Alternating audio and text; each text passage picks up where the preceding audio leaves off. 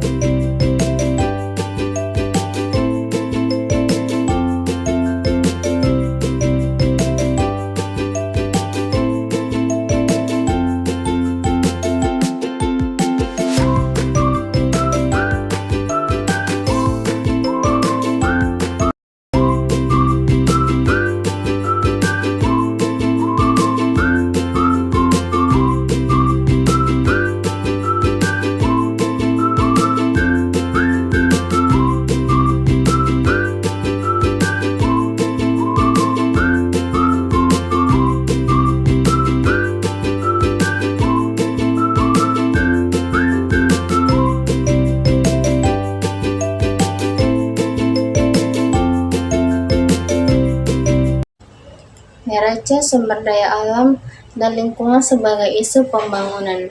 Saya akan menjelaskan apa itu neraca sumber daya alam dan lingkungan. Neraca sumber daya alam adalah sistem yang mencatat stok atau persediaan dan aliran pemanfaatan sumber daya alam baik dalam satuan fisik atau hektar, ton, liter, ataupun nilai moneter atau rupiah. Sedangkan neraca lingkungan mengukur dampak ekonomi terhadap kualitas lingkungan seperti populasi, emisi karbon, dan degradasi lahan. Keduanya kemungkinan digabungkan menjadi neraca sumber daya alam dan lingkungan atau NSAL yang berfungsi untuk menilai kontribusi sumber daya alam terhadap ekonomi, menunjukkan nilai kerusakan lingkungan, mewujudkan PDRB hijau atau Green GDP yang memperhitungkan aspek lingkungan. Jadi mengapa menjadi isu pembangunan? Karena selama ini pembangunan hanya fokus pada pertumbuhan ekonomi atau PDRB tanpa menghitungkan kerusakan sumber daya alam. Akibatnya sumber daya alam cepat habis atau depresi, lingkungan rusak atau degradasi. Pertimbangan ekonomi meningkat. Neraca sumber daya alam dan lingkungan menjadi penting agar pembangunan nasional dapat mengukur keseimbangan antara ekonomi dan lingkungan. Menjadi dasar kebijakan ekonomi hijau dan berkelanjutan. meningkatkan akuntabilitas pengelolaan sumber daya alam. Jadi ada contoh penyerapan di Indonesia. Yang pertama itu BPS dan KLHK telah menerapkan sistem neraca lingkungan dan ekonomi terintegrasi atau SEA. Disusun neraca air, energi, hutan, dan lahan untuk memantau penggunaan sumber daya alam nasional. Data ini digunakan dalam RPJMN atau Rencana Pembangunan Jangka Menengah Nasional untuk merumuskan kebijakan berkawasan lingkungan. Selanjutnya, teori dasar mengenai penentuan harga sumber daya alam dan lingkungan. Masalah utama dalam penyusunan neraca sumber daya alam dan lingkungan berkaitan dengan bagaimana menyusun teori nilai dan teknik yang rasional guna untuk menentukan nilai sumber daya alam dan lingkungan.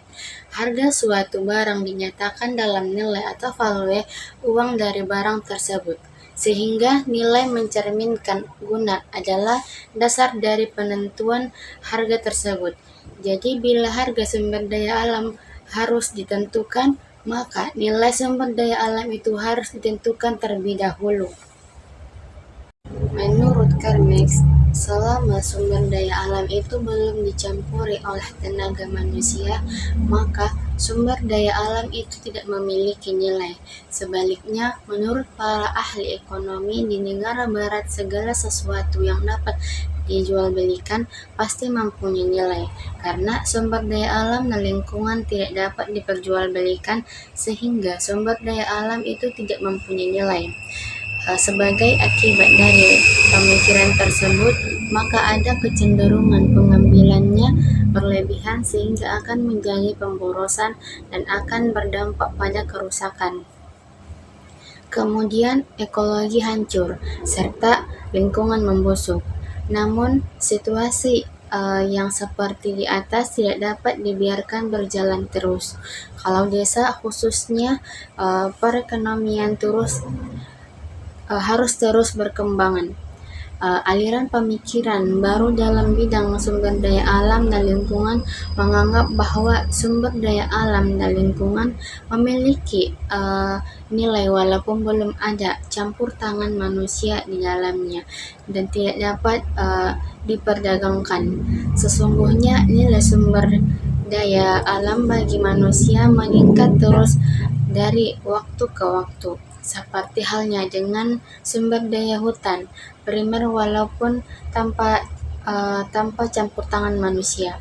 Dalam perkembangannya, manfaat dari nilai hutan bagi kehidupan manusia tetap terus meningkat. Tingkat rendahnya nilai sumber daya alam.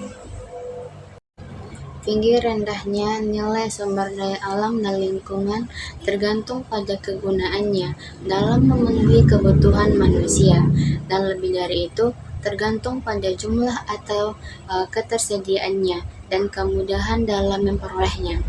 Oleh karenanya, bila suatu sumber daya alam itu langka adanya, namun sangat dibutuhkan oleh manusia, maka akan tinggi pula harganya.